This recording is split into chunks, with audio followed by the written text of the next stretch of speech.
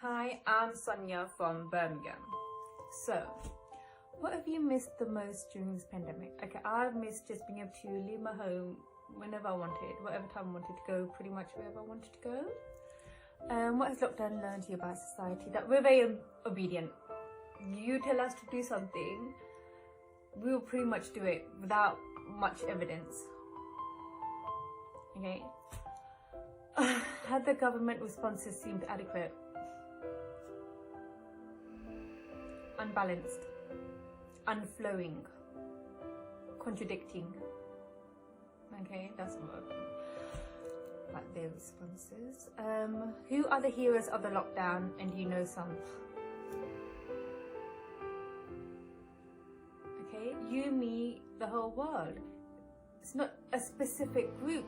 It's not, because being confined to your home, even though it's your home, you love it, you know, you've got your home comforts, we're essentially caged. I can't go and have a cup of tea with my friends. I can't go do a school run. So we are the heroes. We are, because we're dealing with our own mental health. We have to keep it healthy up here. We have to keep our bodies healthy. You know, for us who have children, we have to make sure they're balanced and healthy. Doing everything in the same environment repeatedly. Okay, all your chores, or homeschooling, still looking after yourself, and it's relentless. It's day in, day out in a confined space. So we are, you are, we are all the heroes. There's not a specific group.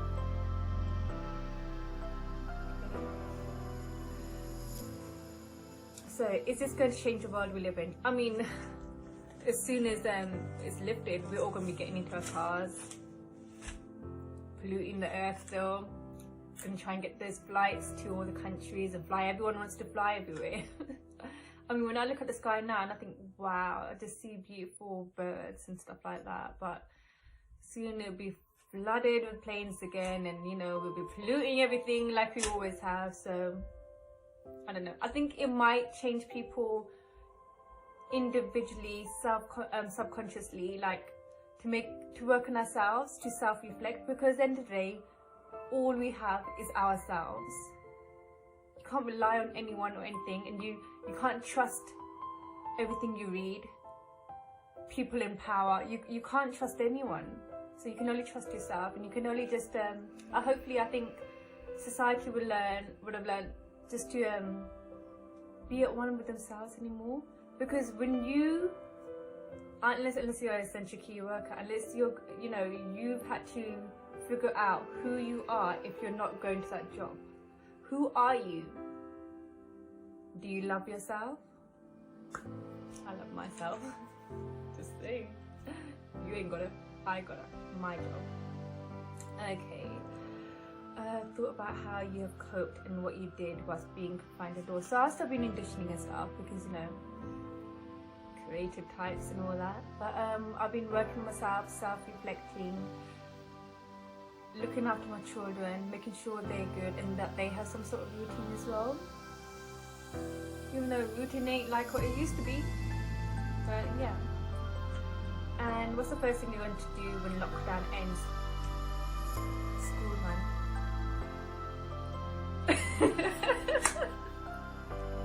Looking forward to that school run, because it's not only important for us, it's important for our children to learn. I mean, we can try and teach our kids, we can pretend we're teachers. We're not. Like they are. They've got the training. These teachers, salute. Well done. You lot are amazing. I loved you lot before anyway, because I love my children's school. I always have, and I love all the teachers. But yeah, you know, school run. And what message would I give to the future generations? You know, end of the day, regardless of anything, all you ever have is you. Make sure this is healthy. Make sure your body's healthy. And that would be enough. And like Bob Marley says, don't worry about a thing, because every little thing's going to be alright. Hey yo, what's going on people? It's Mugzy, upcoming hip hop artist, aspiring actor from Sydney, Australia, of the land down under, and I just want to tell a little vlog, a brief, I guess you can say, story, just experience of myself going through isolation of this coronavirus COVID-19. But yeah, I mean, it's kind of crazy of how impactful it's become, you know, like you can't really do anything. Like obviously right now I'm just chilling in my car because it's really the only privacy I get from my family, you know, with recording these little videos or just other kind of, I guess you can say, creativity little ideas, you know, without someone always busting in saying, hey, I need some toilet paper, or hey, can you go to the shops and get me something, or hey this, or hey that. It's just non-stop buggery, you know, like they say, you can only be around your family for so long. Like, I love my family, but you can only be around them for so long before you want to wring their neck. So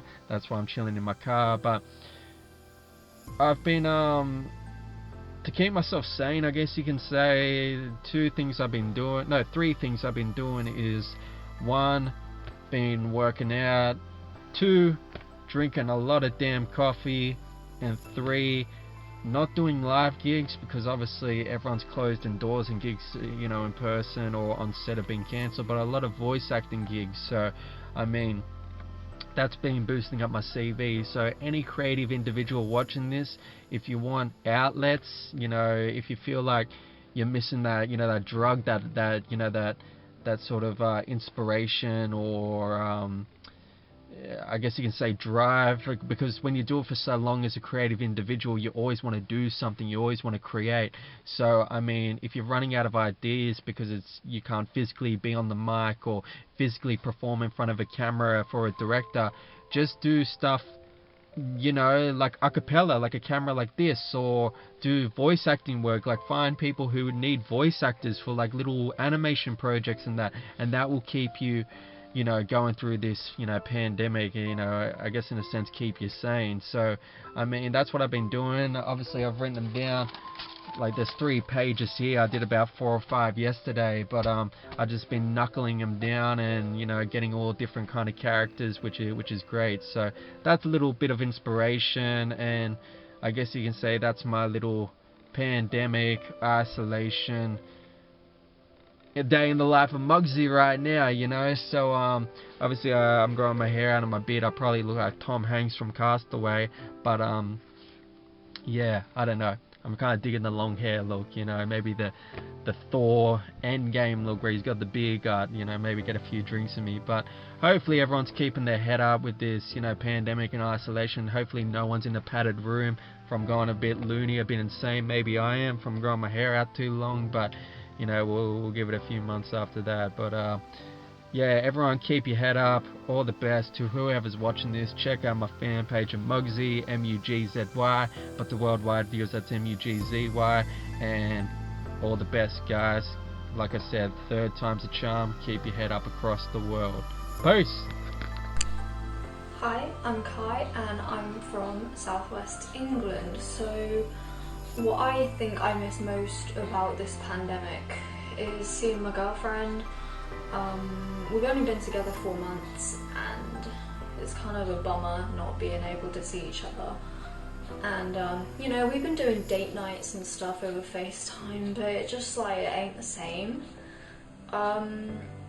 Yeah, I mean, I think one of the things that struck me as most strange is that it's really showing the true colours in people. Some people are being rude as anything, and some people in the community are being great. I have great respect for the people, our key workers that are, you know, both my parents are still working, so I'm really proud of them for doing what they do. I'm a student, so I'm usually in Bournemouth, but I've moved back to my family home for now. I really miss my housemates too.